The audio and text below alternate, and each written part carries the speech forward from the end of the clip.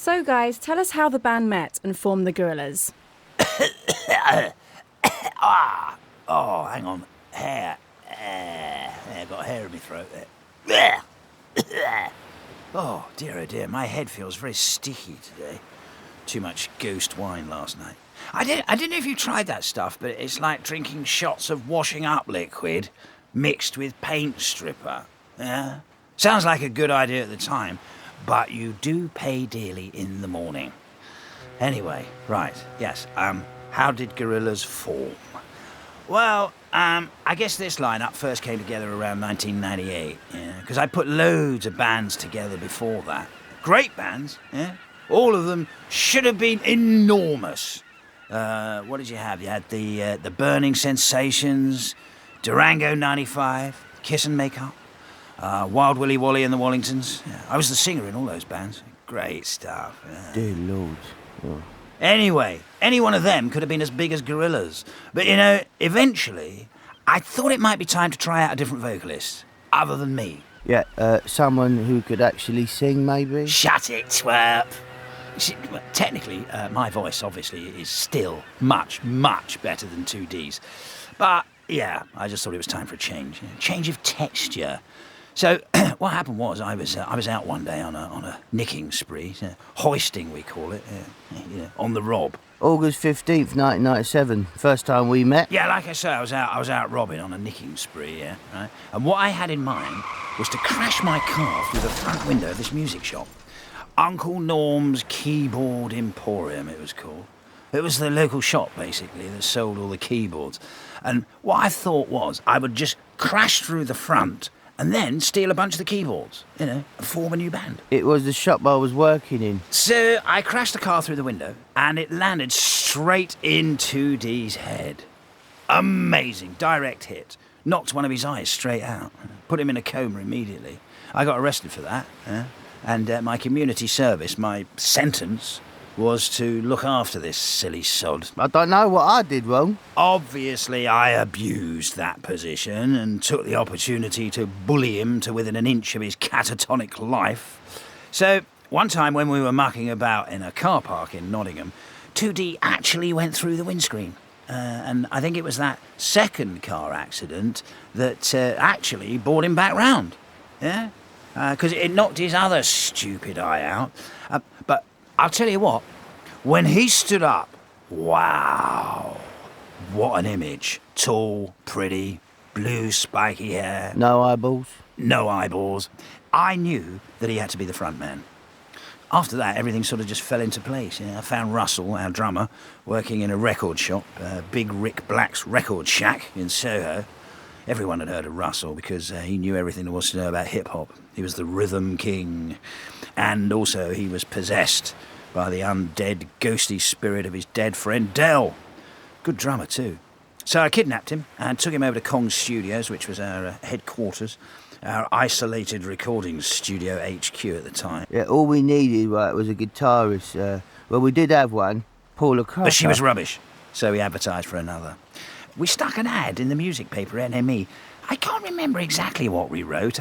I just know it stated, no hippies. Moments later, there was a knock on the door, and there was this FedEx crate outside. Nothing more.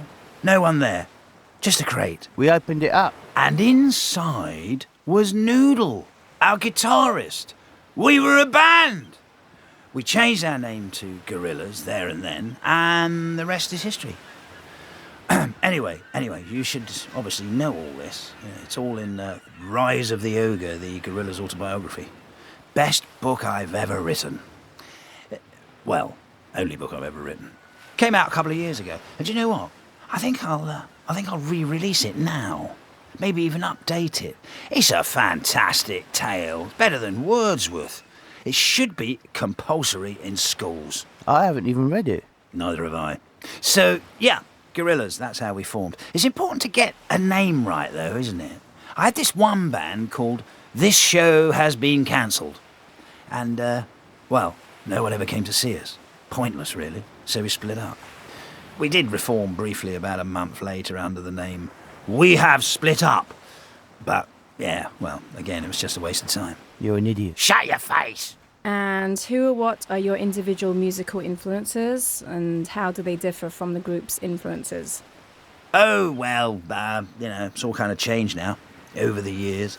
There wasn't nearly so much of it when I was growing up. He was born a long time ago. I was basically into metal, all kinds of metal. Hair metal, death metal, precious metal, heavy metal, scrap metal. Bands like Tigers of Pang Tang, Poison, Rat, Dio, Twisted Sister, Cinderella. I hate all that stuff. For me, it was bands like The Jam, Wire, Buzzcocks, Magazine, Ultravox, Talking Heads. I loved all the punk stuff, and the Human League. Scott Walker I liked. Yeah, he's good. Now, I don't know, it's all over the place. I get sent tapes through the post. Tapes, really? Yeah, tapes. Through the post? Yeah. That's very odd. I didn't think they made tapes anymore. They don't email you a link or something. No, tapes through the post. It's Plastic Beach. Over the years, though, my taste has changed, or developed, because there's loads of stuff. I mean, you can see it if you check out who I get to play on our albums, like Ike Turner, The Far Side, De La Soul, British rappers like Bash and Kano, Roots Maneuver. Yeah. Russell got us all into a lot of the hip-hop stuff, He was into old school stuff like ESG, Cool Herc, Trouble Funk, Sly and the Family Stone, Zap. And I recorded some stuff with Omar Soleiman over in Beirut last year. And we've obviously done loads of stuff with the National Orchestra for Arabic Music. And Cerebral Ballsy I like.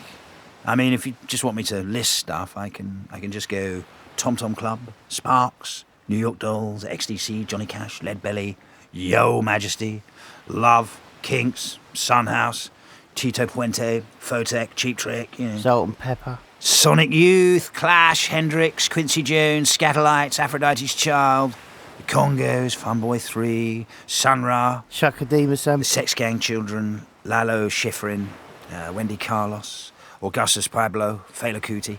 Look, in one way or another, by hook or by crook, we've ended up working with loads of people that we're into. They all sort of end up in the family.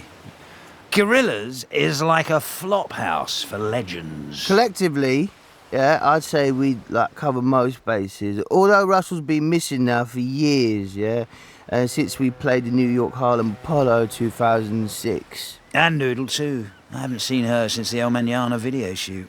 I had to build a cyborg out of her from the DNA I scraped up from the crash site when she got shot out of the sky. The cyborg plays a lot of guitar on the album. It came out very well. But the original Noodle, well, one can only hope that she returns. Still, I saw some footage of her with a mask on recently. It got used, actually, in our Melancholy Hill video, so I think she's safe. She might even be on her way back to us. To Plastic Beach, who knows? So guys, how did you both begin playing music, and what was your first musical instrument? For me, it was keyboards, any keyboards really. My dad used to find stuff in junk shops and even customise them for me. I had a Casio VL Tone, which I used to take everywhere with me. It looks a bit like a melodica, which was another instrument I loved, still do. But, keyboards was the thing that I loved. Stylophones, Moogs, synths, electronic stuff. Anything that makes a bloopy noise. I was a bit like Brian Eno. Only without the talent. Or brains. Sod off, you old goth. Right! That's it!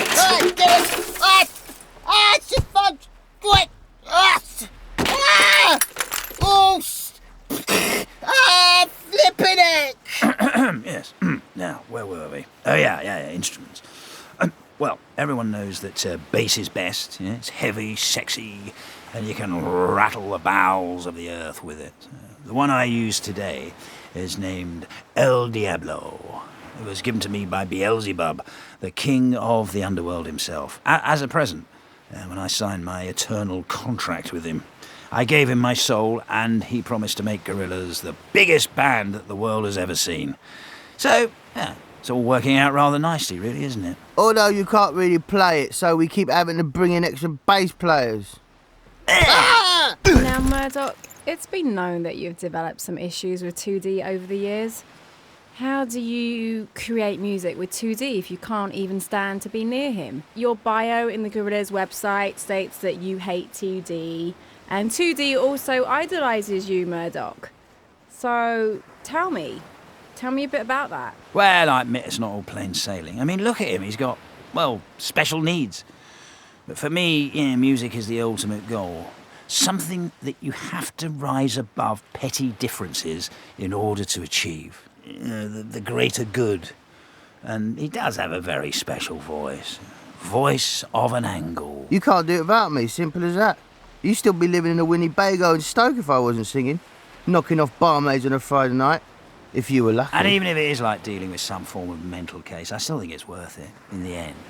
And I guess it helps that he's always looked up to me as a kind of father figure. In your dreams, Pedro. And also, I understand it's not very gentlemanly to point out that our first guitarist, the one before Noodle, was a girl called Paula Cracker.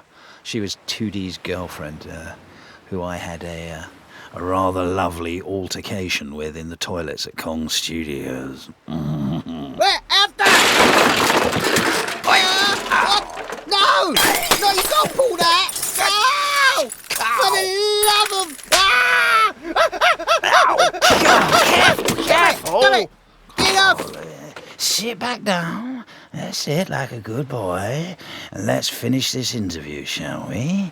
Just breathe into this rag. Yeah, deep breaths, big gulps. Yeah, there we go. All better now. Shall we continue? And, I think it might be a good idea to direct the next question at me, not him. And 2D, you were introduced to the Free Tibet campaign by Adam Yout from the Beastie Boys and have been an avid supporter of the Free Tibet campaign ever since. Describe what this campaign means to you and how you hope to raise awareness with your music. I think, Don't ask him anything serious. I mean, you just get a load of rubbish falling out of his trap. Yeah, the Free Tibet campaign was something that a lot of people threw their weight behind. I mean, I think it's important to lend your position to... But you got to ask yourself, haven't you? Yeah? I mean, how much trouble are these people in if they need 2D? Yeah? An animated singer from a Western pop band as a spokesperson for their cause. I think it's important for each and every person to have the liberty and the freedom to live their lives how they choose to, without the interjection and repression from heavy-handed authorities. It's about basic human rights, really. He doesn't really know what he's talking about, though. Do bear that in mind. You know what, guys? I've always loved the song Clint Eastwood, but could never figure out what it's about. What is the song about? I mean, what inspired the song's title? Oh, melancholy, hope, and sweet, sweet dubby reggae. That was one of the first tracks I wrote for this band. Instant hit. It's all built up around my deep, twangy bass. That and a little button marked reggae setting on my Honda Z-Chord hit-making machine. With the lyrics. Well, it's not actual sunshine. I don't have sunshine in an actual bag, I'm not even sure that's possible. I'd have to check with someone like Stephen Hawkins on that. I did have a bag, though, but it wasn't actually sunshine inside the bag. It was some old gym clothes and some shoes in a paperback. Oh, we finished the track off at G-Jam Studios in Jamaica in about April, May 2000. Blimey, that was over 10 years ago now. And that track's still a monster. It's actually like a big, clean, inky canvas for rappers of all sizes to come paint their rhymes onto.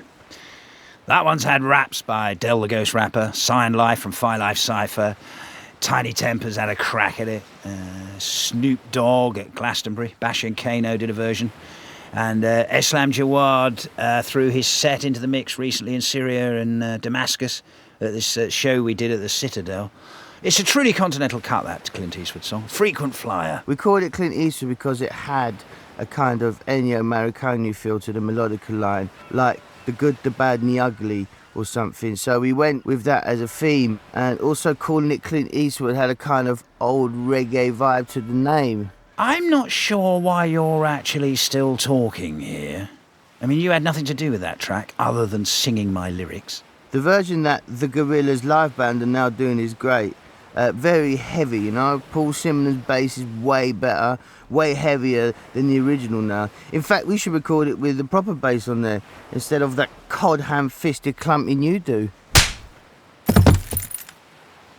Dirty Harry focuses on a war in the Middle East, yeah, and features the children's choir of San Fernandez.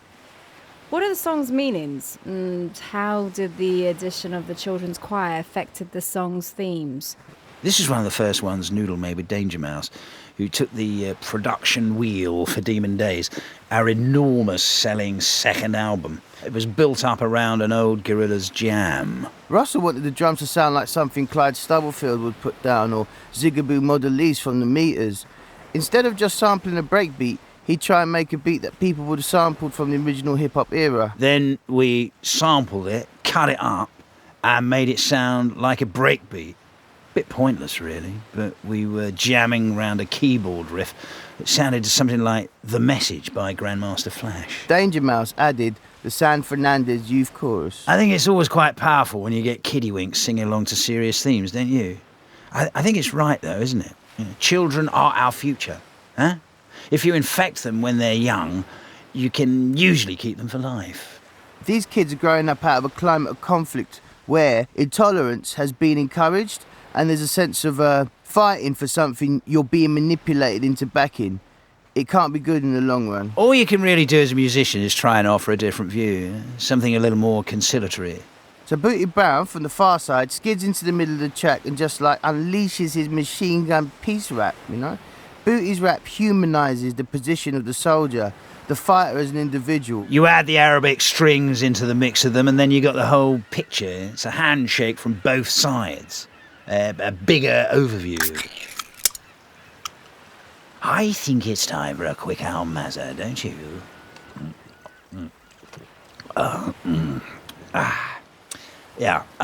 The name, though, yeah. I think you're reading too much into it. The song we did, Clint Eastwood, came first, and we needed another hit like Clint Eastwood. So we named the track Dirty Harry, which is a bit like Clint Eastwood. It's only when you look back on it that it seems to have that political connection. Actually, have you got any rum? I'm beginning to come round, and it's not a pleasant feeling, I can tell you, being in focus. Please. Now, one of my favourites, Feel Good Inc., was awarded the Grammy Award for Best Pop Collaboration with Vocals in 2005. Did you feel this song was going to be a major hit when you were recording it with De La Soul? Yeah, Feel Good Inc., yeah. I saw its potential from the very first beat. It was like panning for gold. Amongst the brown, murky waters, I saw this track all shiny and glimmery, shining like a big rock of gold. It said, "Play me, play me!" And I knew as soon as the De La Soul boys dropped their glorious rap about Motowns and ghost towns, this one was gonna explode. Against my melody bit, the raps, they like really take off. I think the De La Soul boys had been mucking about with canisters of nitrous oxide all morning because, to be frank, they were giggling their backsides off when they came in. It looked like they were going to out-cartoon us, you know? Lyric-wise, the first part of this came from when I was passing the wind turbines out near Palm Springs. I think I was going to the Coachella Festival, and I passed like a huge field full of those wind turbines farming the land. So I started really with the chorus section and, built it up from there.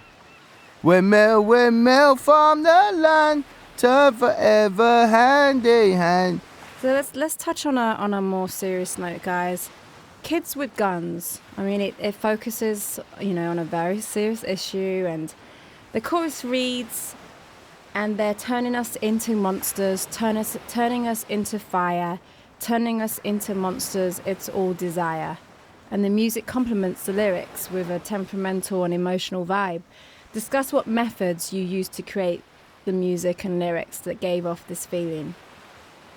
I got all cold and metallic like I was having a big math calm down.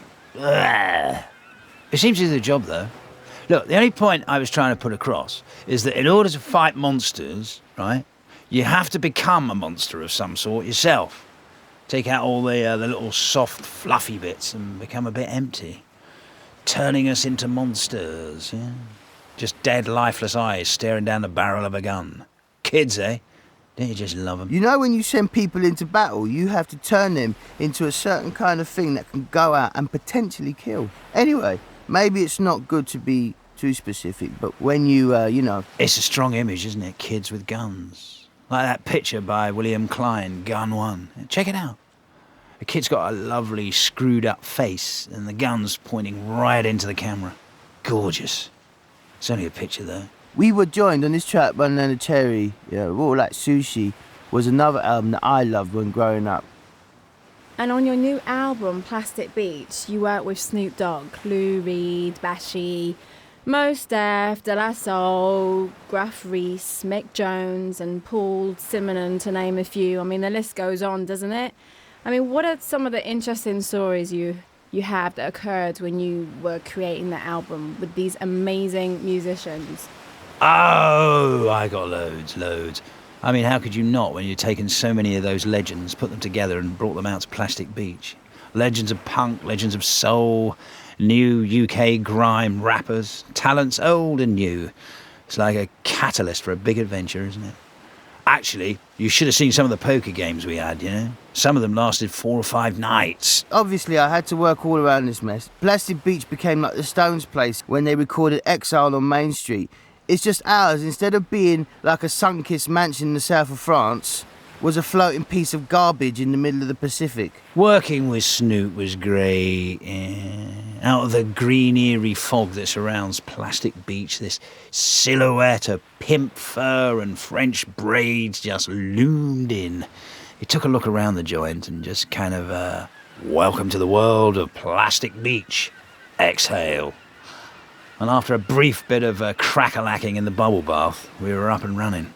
With White Flag, Bashy and Kano came out to Plastic Beach, and their first reactions were recorded live as they hit the shores. Those lyrics, those raps, were literally the first words those two spoke. I brought them over to Plastic Beach via a crate, so they didn't know exactly where they were or what to expect. See, I crowbarred open the crate, and as they set foot on the jetty, I shoved a mic into their faces and recorded the reaction into my silly little tape recorder. Ta-da! Never a truer rap spoken. Although the National Orchestra for Arabic Music was recorded differently though, wasn't it? Yeah, face ache, that's true. For that, I actually had to go to Syria. I was in disguise as so many people were actually trying to kill me. I was like dressed up in this sort of big smock. It was a bit sort of Peter Sellers, but, you know, needs must, if you know what I'm saying. So I got over there and I worked with a guy named Assam Rafea, brilliant conductor, who conducted the Syrian orchestra, which you can hear at the beginning of White Flag. Since then, when Gorillaz play live, the Syrian orchestra have joined us in one form or another. And, of course, Gorillaz went over there to play a concert in July. The first major Western band to ever perform there, which is another small step for mankind. Stylo, the song featuring hip-hop artist Mos Def and funk musician Bobby Womack, contains a lot of heavy vocal solos and interesting electronic instrumentation. Describe the experience you had in the studio when you first recorded this track. Stylo. Yeah, this was the first single to come off the album. In fact, this one got stolen just weeks before the release. Some pirate shot up my island and nicked it and then leaked it online. You can't plug holes like that anymore in the brave new digital world. This is a new sound for Gorillaz, an electro-ish crack funk sound with a little bit of politics and a whole lot of soul going down. With Stylo, I wanted the music to feel euphoric, whilst still putting across how precarious our tightly packed situation is now worldwide. Where we're at as a species on this overpopulated planet. Coming on to the overload. Can you feel it, kids? Can you feel it, eh? The funny thing is, since man could pick up a pen and put his thoughts on paper, we've always had a sense of the apocalyptic, imminent doomsday. But you know, yeah, I think something's got to give. It's like rubbing the impossible to burst. I think you can hear that in Bobby Womack's chorus. He just explodes into the track. I mean, how good is it to get Bobby Womack on the record? And now on tour with Gorillaz. That was the first recording he's made in, 15, 20 years? So, what an honour for him. Only joking. So the vocals for this were recorded out in New York. Same time that I hooked up with Mos Def. Yeah, he's great. Great rapper, great actor, and really vibrant presence. Him and Bobby worked really well with 2D here, so the whole track came together. When I first met up with Mose, it was at the Box Club in New York. He wouldn't stop yapping about the boogeyman. I thought it was just the cocktails talking. But Mose said he's a dark entity, yeah? Made up of all the evil in the world. Swirling black shadow with a gas mask for a face. He's at war unto himself. I shrugged and let Mose spill all this out. But I didn't really take it in. I just wanted Mose on the album, so I put up with it. Turns out that Mose was right. We've got the boogeyman on film now. I'm definitely looking over my shoulder more often. No doubt that's another battle I'm going to end up having. In fact, I tell you where you can see the boogeyman.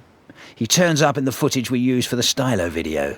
It's enough to send a chill right down your spine. Look, why don't you top my glass up, stick the record on, and we'll have a little listen, eh? How about that? Your video for Stylo features Bruce Willis as a bounty hunter. Can you summarise the video for us?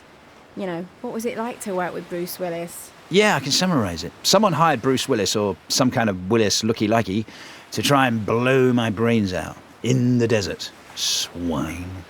I had some camera crew following me around, you know, some guys I'd hired, and they caught the whole thing on camera. Quite well, I thought. I was next to Murdoch, who was driving. I was like really hungover that day. I remember I was using this kind of clown mask to hide my headache. It didn't really work. And we had Cyborg Noodle in the back. We were minding our own business, tearing through the desert in the black Stylo Camaro. All of a sudden, I noticed I was being trailed by this cop car.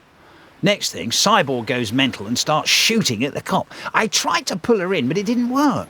The cop flew off the road, and then we launched into this massive billboard, at which point Cyborg started having some sort of digital fit. Next thing, this red car pulls up alongside with Bruce Willis in it, and he's taking pot shots at us. I always thought you two got on. Yeah, me too. Maybe he's just got a grump on, you know, because I stiffed him with that sake bill at Nobu that time. But you know, boy, that's a bit traumatic to hunt me down and try and kill me. Eventually, just to escape this nut, I had to drive the car off a cliff, straight into the sea. Is this a dream you had? No, you fool. You were there too, don't you remember? Anyway, I was so traumatised by all this that my therapist told me to try and turn it into a positive experience. So, I used the footage to make a video for our Stylo single. It's all up there on the World Wide Web. Check it out. You won't see anything finer, you know. Damon Albarn and Jamie Hewlett served as the producers for Plastic Beach. What kinds of methods and techniques did they use when they helped you create the album? A lot of channeling. You see, in my dotage, I have come to realise that I'm not 100% sure I truly exist. I may, just may, mind you, be born and thrust forth out of the collective minds of those two horrors. It doesn't make me any less real, but they did give me substance. Or substances. I'm not sure. This interview's dragging on a bit, isn't it? Can we sort of pick up the pace a bit? I think Glitter Freeze is one of the most interesting tracks on Plastic Beach. I mean, it's filled with loud electronic synthesizers, features Marky Smith from The Fall on vocals. What was going through your minds when you created the song? Rum, Rohypnol, something exotic from the Navajo Nation, little tinctures and technicolor images of huge ships crashing in dirty, broken waves. The roar of the ocean smashing into angry, howling boats. Black, harrowing gales spitting hurricanes against the shore, with all the chaos and madness being conducted by a toothless, barking pirate named Marky Smith from The Fall. That was going through my mind. It's my version of Fantasia, or maybe some mad old naval painting. It's kind of effective, don't you think? Marky Smith tried to ram raid our island, Plastic Beach. He sailed in on the ghostly pirate ship and tried to smash his way into the recording room. It's a bit chemically synthetic glam rock stomp set on a boat. Do you like it? Do you? I think what the breakdown needs, though, is a great big air raid siren creaming its way into the middle to let you know that there's danger coming your way. We did a few different versions of this, actually. There's one when I'm humming all the way through, which sounded good. I wonder why we didn't use that one. Yeah, alright! Damn it! Yeah, I wonder too. A track with you humming all the way through. Can't think why we wouldn't have used that. On Melancholy Hill, the video that contains computer animated graphics with additional plastic looking images, I mean, how was this accomplished and how much planning did it take to create this unique music video? I don't know what you're talking about. It's just us in the video. Well, there's a little more than that, you dollop. This is one of Jamie's, yeah? Jamie Hewlett's ideas. He filmed us from where the Stylo video ended. It takes off from that point. So we're still in the shark submarine, travelling towards what for the viewer is an unknown destination. See, I know we're headed over to Plastic Beach. That's when the cyborg noodle went and coughed up that octopus. That frightened the life out of me. If only. Anyway, this is where it gets good. I spotted this lump of rock, you know, this outcrop in the ocean with this manatee sunbathing on it. I'm not sure exactly what I'd taken that day, but the visuals were really strong. I started heading for the manatee in my snazzy little submarine. And then in the video, you can see we got some serious backup, you know.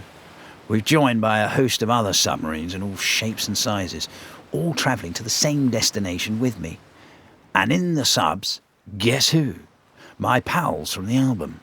Lou Reed, Griff Rhys, Snoop Dogg, Paul Simonon, Mick Jones and De La Soul. The boys. But then, you know, it gets a bit darker. We can see that the manatee's covered in barbed wire, and it's the boogeyman trying to take the poor creature down under into the murky depths of the ocean. So yeah, Melancholy Hill. That's a place on the island. The Melancholy Hill of Plastic Beach. It's that feeling, that place that you get in your soul sometimes, like someone's let your tyres down, yeah? A bit deflated. I usually get that around Tuesday morning. Clears up again maybe Thursday and I'm ready to start all over again. But it always seems quite real when I'm going through it. I only really joined the band to make music, and now I'm being held captive by a bastard bass player in an underwater submarine, being attacked by sodding pirates who are trying to take over this rotten piece of broken plastic in the ocean that Gorillaz call home. All this just to make a video. It's making me want to die. But okay, yeah. Despite the obvious trauma involved, this has to be the best Gorillaz video yet. A noodle, the real noodle's back. I don't know where she is, but this footage shows her being shot at and then escaping into a lifeboat. It's definitely her, though. And Russell's in it, too. I don't know what he's been eating, but he is giant. Giant! Your music videos tend to have a heavy amount of digital production and computer-generated graphics. So how did you begin to create these videos, and what methods and technologies did you use to create them? There's a variety of methods. Sometimes I just get our video director of choice, Jamie Hewlett, and say, look, this is the idea, okay? Other times he's had to listen to the track and he'll sketch a couple of ideas out. Sometimes we'll meet up and talk about it. Sometimes. I might mime the video out and then kind of email him in a link. One time I got inside a box and mailed myself to him. It's always different. Once we've filmed the basic premise, you know, all synced up to the track, right, we'll send it over to the Oompa Loompas at Passion Pictures and they'll get to work in their little underground minds, adding effects and extras, just to give them the extra wow factors. So, what goals do you have for Plastic Beach, guys? I mean, what do you hope your fans will get out of this new and amazing album? Goals? We've already done it. Plastic Beach is the document. That's the evidence. The third part of the trilogy. The third panel in my triptych. Look, I've said it before, but all this is, is a drawing, a sketch. Plastic Beach, the rotting dump in the ocean, is our home for now. But the album is a picture postcard from here. A postcard from the edge of the world. From way back where you are, it might look like luxury, yeah? But as you get closer, you'll see it for what it is. A horrible lump of plastic that's been painted pink. It's a fake luxury, yeah? Transparent. So maybe it's, I don't know, a warning or a message that maybe we shouldn't turn our world into a spray-painted skip, you know? But other goals, I don't know. I would like to play one of these Gorillaz concerts that's been cropping up. You know, it's quite possible that what happened all those years ago is that Damon Albarn and Jamie Hewlett conjured us, Gorillaz, up. 4 mad, separate characters now made flesh. And now it seems they seem to be having quite a hard time trying to stick us back in the lamp. Boo-hoo. We're here now, and not even with the Clash as backup are you going to defeat us. I'm more than happy to go to war with those goons. For real. I've been denied entrance to my stage many, many times now by those ego-grabbing charlatans. But I'm coming back, see, and blood will spill. How's that for drama? And is there anything else that you'd want to tell your fans about the new album, Plastic Beach? Yeah. Well, it might just be the missing part of the jigsaw. Real fans will know what I'm talking about, you know? Oh, and yeah, there's one other thing. Plastic Beach, this place I'm on, I think there's something very odd happening here. You see, I just noticed, and it's easy enough to point out, that since the beginning of time, each leap of evolution and innovation has taken a shorter and shorter amount of time. The universe was created 14 billion years ago, Earth 4.5 billion years, man arrived in its earliest state about 4.5 million years ago, and then we evolved into this state, Homo sapiens, around 200,000 years ago. The earliest cities appeared about 6,000 to 7,000 years ago over in Mesopotamia, and then we've been at war ever since, really, right up until the last 100 years, and then we really kicked off. The population of the planet had gone from 1 billion to 7 billion in the last 100 years, and every single piece of digital information and technology has exploded in this last century. We're crammed, packed, and it's getting more and more, escalating. The overload. Humanity is now squeezed into this tiny plastic bubble. Everything getting faster and faster, whirling towards an inevitable conclusion. A single point on the horizon, or in the middle of the ocean, say. The entire of time and history and evolution is hurtling towards a single point. Point Nemo. Plastic Beach. That's what Plastic Beach is, I reckon. The end of days. The point of no return. It's right here. It's right now. It's upon us. The future has finally come on. Today. Does that make sense? Yeah? Great. Right, I'm off for a tinkle. Great talking to you. Come on, 2D. Let's grab a quick sharpener. Last one at the bar's on. Thank you, and good night.